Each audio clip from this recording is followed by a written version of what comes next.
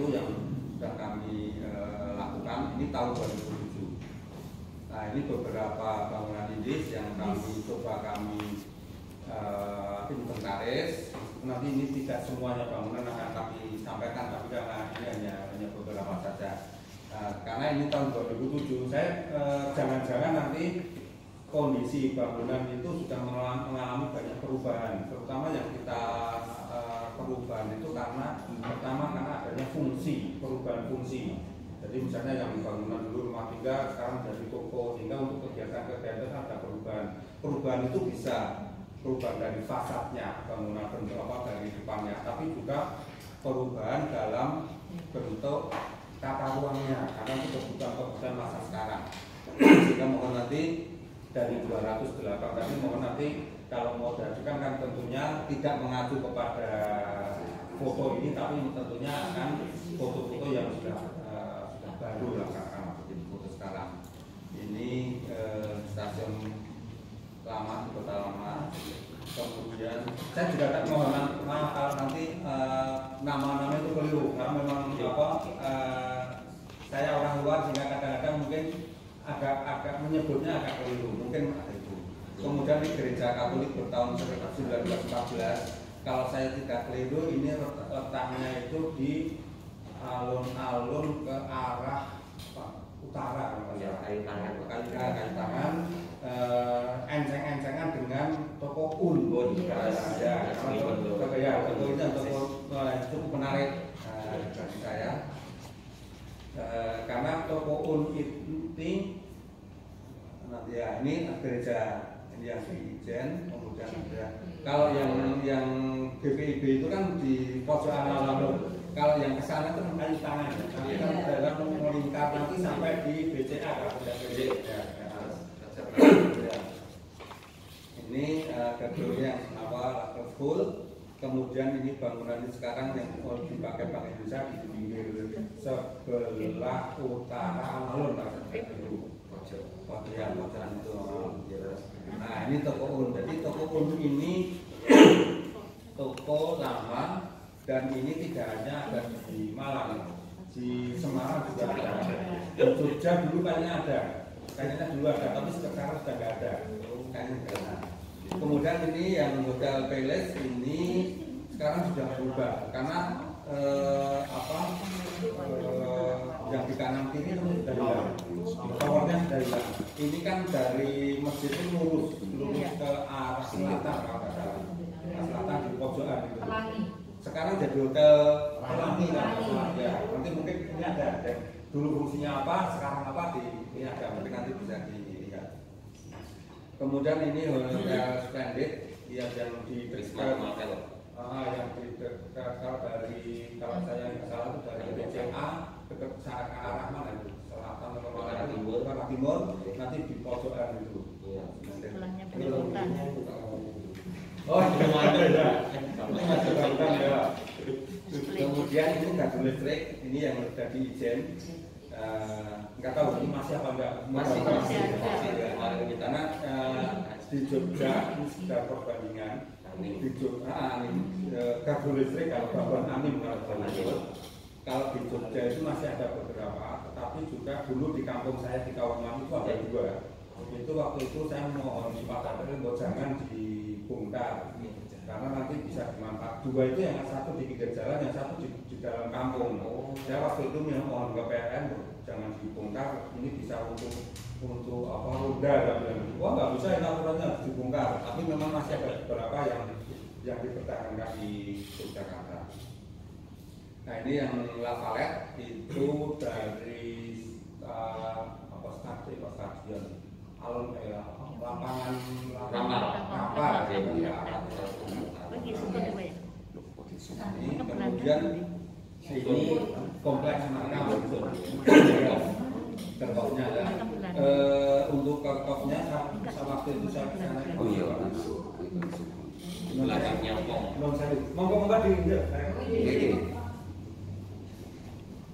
ya. Makam Belandanya itu di dalam masih cukup banyak, masih lengkap karena juga banyak makam-makam Belanda itu yang dilengkapi dengan apa ya, kayak malaikat bersayap apa ya, apa itu namanya. Nah, ini juga makam Belanda yang di Malang itu mirip dengan yang ada di Surabaya. Lupa Surabaya daerah mana banyak. Kuning kayaknya ya. Nah, ini apa lengkap. Tapi ini saya maaf tidak saya tampilkan untuk mempersingkat saja. Nah ini kemudian rumah tinggal. Ini yang rumah tinggal yang sebelah kanan itu kalau saya tidak keliru itu dari alun-alun ke timur nanti belok ke kiri kalau nggak salah di Jalan Kadalang. Ada Jalan Kadalang. Ada itu dekat sampingnya ini yang juga yang terkenal itu rawon apa? Rawon Rintik. Ya itu sana. Ini di sepanjang jalan itu banyak bangunan-bangunan. Ini yang sekedar contoh saja yang mungkin nanti bisa menjadi tambahan informasi. Dan sekali lagi yang saya sampaikan 208 itu saya yakin masih banyak. Jadi karena ada juga yang belum kami lakukan itu adalah di Lawang. Lawang ya, Lawang itu kan kompleks tentara. Karena dulu saya pernah tahun 1975 sekitar itu, karena Pak D saya itu dokter di sana, dan pernah nginep di sana itu bangunannya memang betul-betul bangunan kolonial. Banyak sekali di sana. Kemudian untuk ke belakang itu ada kata Dorlo. Saya nggak tahu kondisi sekarang seperti apa, karena sudah lama sekali. Nah ini kemudian dari 208 tadi kami membuat semacam kayak cluster, kelompok-kelompokan. Jadi dikelompokkan, membuat nanti kalau dari KCP ini hanya sekedar apa ya, kalau kami sampaikan itu sekedar masukan, nanti membuat KCP akan dikelompokkan seperti apa. Karena ini kami membuat cluster itu sesuai dengan, kan tentunya kami pada saat mengeplot 208 itu kemudian kami pakai peta, kami plot di peta, kemudian dari peta itu kemudian kita buatkan clusternya menjadi cluster 5 itu. Nah ini clusternya ini yang kita bikin, monggo nanti ini bisa menjadi semacam apa ya, masukan. Karena tidak harus seperti ini, karena itu nanti kan kalau yang namanya pengelolaan kan sesuai dengan kebutuhan akan usulan untuk cagar budaya yang mau ditetapkan. Kalau nanti itu menjadi masukan saja. Nah kemudian tahun berikutnya baru kita mengadakan pengelolaan di dalam penelitian yang tahun 2008 itu kami, karena memang intinya CRM seperti tadi kami sampaikan 2007 inventarisasi baru 2008, karena memang untuk CRM itu kita harus mengetahui dulu seberapa besar sumber daya arkeologi yang ada di wilayah tersebut. Nah kalau kita sudah tahu maka kemudian kita kelompokkan tadi. Dan untuk tahun 2008 kami mengadakan wawancara pada 5 kelompok itu. Kelompok SMA 12 ya, SMA 12 kalau saya tidak keliru mungkin ada yang kenal Pak Suwarto. Oh ya, sering dulu itu belum sempat Pak. Makanya kalau dulu Mas Suwarto sering pernah apa ya, Pak Wali punya buku ini. Iya, sering komunikasi sama Pak Wali. Mohon maaf saya nggak tahu ya. Sehat ya Pak. Alhamdulillah. Sering. Kemudian kalau yang dosen Universitas Negeri Malang itu teman saya, Mas Ismail Lutfi, karena juga di dalam penelitian juga ikut penelitian ini. Dan Pak Ismail Lutfi itu kalau S1-nya angkatan Pak Tri ya Pak Tri ya. Ya, karena kemudian S2-nya bareng saya. Oh di UGM ya, Ismail Lutfi. Yang rambutnya sudah sama saya itu, tapi cuma gondrong sama awal jenggotan itu gandulan gitu dari. Gandulan gitu.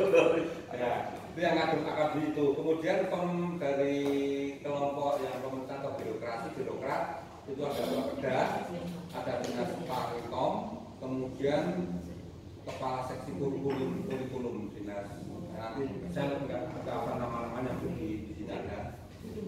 Kemudian dunia usaha, supervisor toko roti Corner itu kalau nggak salah toko rotinya itu di sebelah BCA kalau nggak salah depan hotel itu Pak ya. Ada beberapa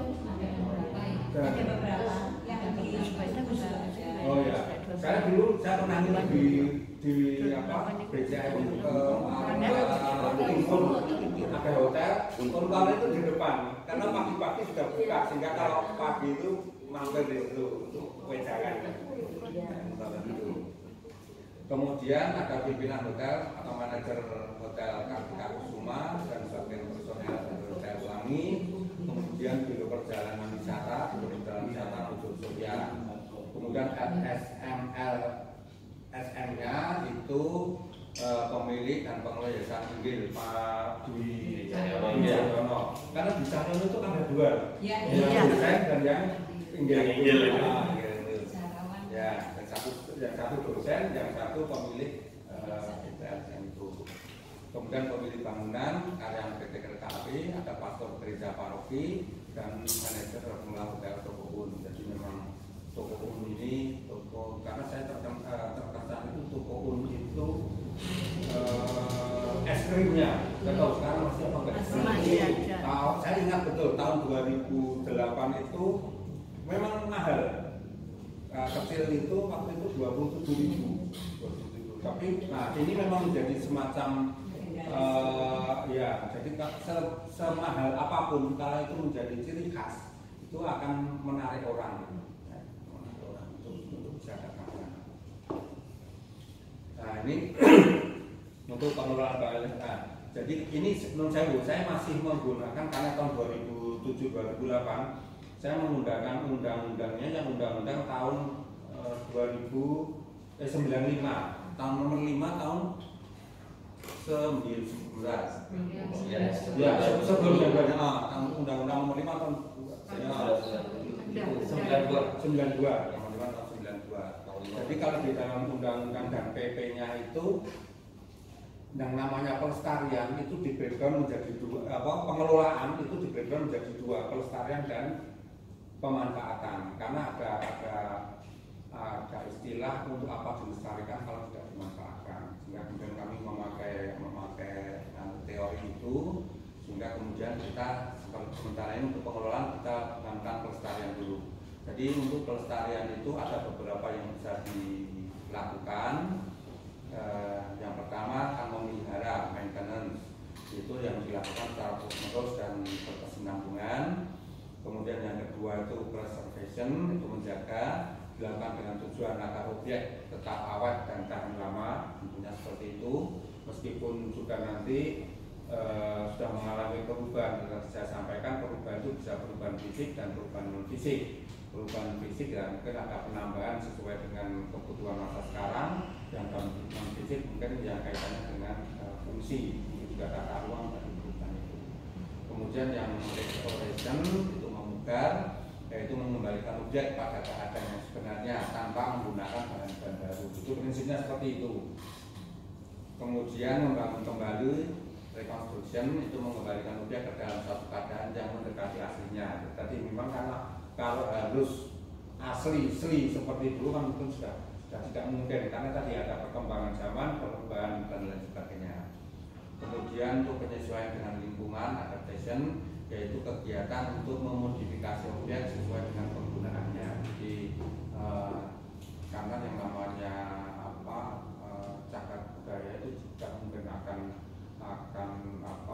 sesuai dengan aslinya, kecuali mungkin sudah beberapa yang harus dilakukan.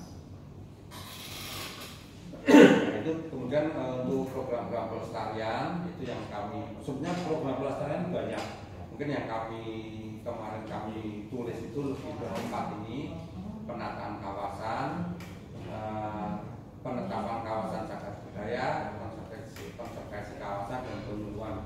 termasuk itu penyuluhan memang itu satu hal yang menurut saya cukup penting karena memang setiap orang itu kan mempunyai pemikiran yang berbeda-beda. Kalau kemudian tidak ada penyuluhan, ini mau diapakan, orang akan menjadi lebih lebih berhati-hati lah di dalam pengelolaan itu. Nah sekarang ini pemanfaatan. Itu undang-undang tahun 92 kita juga pakai peraturan pemerintahnya. Kemudian dari pemanfaatan itu sebenarnya banyak. Nah ini kami ringkas menjadi 4, meskipun sebetulnya nanti banyak bisa di berbagai pemanfaatan yang bisa dilakukan.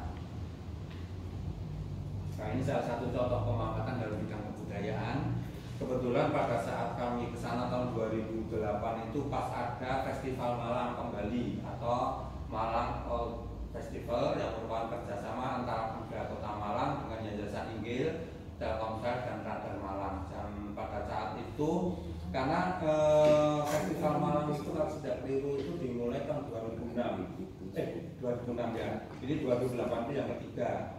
Yang waktu itu informasi yang saya peroleh itu pencetusnya adalah dari Inggil tadi tapi katanya kemudian setelah itu dikelola oleh pemerintah daerah. Saya nggak tahu sampai sekarang seperti apa. Jadi memang saya bersyukur sekali pada saat kami di sana itu pas bisa pas ada acara event seperti itu. Nah ini beberapa pemanfaatan lain. Jadi bangunan itu bisa menghiasi kaos yang dijual, yang kaos sebenarnya ada, tapi tidak saya masukkan, bisa dibuat stiker dan lain sebagainya. Nah ini yang foto Bangladesh yang terpampang di dinding toko. Jadi memang di toko itu banyak foto-foto bangunan lama yang dipajang di dalamnya. Karena yang menarik juga kalau bisa kita lihat sebagian di foto itu yang porsinya yang masih lama, ada rotan juga, ada yang pakai besi. Nah kemudian kita lakukan ke peninjauan. Jadi untuk peninjauan itu terkait dengan adanya laporan dari komunitas jelajah sejak Malang. Saya nggak tahu ini masih apa enggak? Masih. Kemudian kepada kepala dinas, kemudian kita baru didapatkan laporan. Nah, laporan sebenarnya peninjauan itu kita di dua, yang satu di Malang, yang satu di Pasuruan di Hotel Ina Bapak Ibu. Karena di bawah hotel itu kan ada gua Jepang panjang sekali. Nah, yang saya sampaikan yang di Malang saja. Di dalam laporan tersebut disebutkan bahwa ditemukan benda-benda arkeologi di Kelurahan Merjosari, Kecamatan Lokomaru, Kota Malang. Temuan tersebut ada 4 jenis, yaitu petirtaan berundak berukuran 7,5 kali itu, kemudian 2 buah ini, 2 luang batu dan sebaran fragmen bata kuno. Jadi itu isi dari laporan yang kita terima, kemudian kita ke lapangan. Ini beberapa yang bisa kita ketahui. Jadi itu yang pertama itu uang batu pertama terletak di semuanya kan di Lokowaru yang kita lihat. Cuman sekarang itu di pemanfaatan mungkin karena banyak orang yang tidak tahu sehingga kemudian posisinya seperti itu. Ya itu yang kaitannya dengan yang ada di Lokowaru. Masih ada lagi. Nah ini karena memang yang sana, karena itu kan di daerah persawahan, kalau kita mau ke sana itu melewati galengan, airnya cukup bersih, jernih, dingin. Itu yang bisa kita ketahui pada saat itu. Nah ini acuan yang kita buat ada 3 laporan, nanti kami sampaikan ke 3 ini, mungkin nanti bisa di asto. Itu aja beberapa yang bisa kami sampaikan. Jadi ini bukan sesuatu hal yang harus diikuti, tapi paling tidak itu semacam masukan saja. Monggo nanti yang bisa mau dimanfaatkan, mau bisa dimanfaatkan. Dan yang jelas, maksudnya kalau untuk diusulkan menjadi cagar budaya, tentunya kan nanti foto-fotonya menjadi foto-foto yang terbaru ya, seperti sekarang. Itu beberapa yang bisa kami sampaikan. Itu materi. kalau ada kekurangannya masih assalamualaikum warahmatullahi wabarakatuh. Oh, Bukan wujud. enggak apa itu santai saja. Terima kasih Oke. Pak Kawari telah menyampaikan materi hasil dokumentasi dan penelitian tahun 2008 dan kemudian diolah menjadi suatu semacam konsep, meskipun secara garis besar konsep daripada program-program pengelolaan kawasan di Kota Malang kuno, Malang lama ya.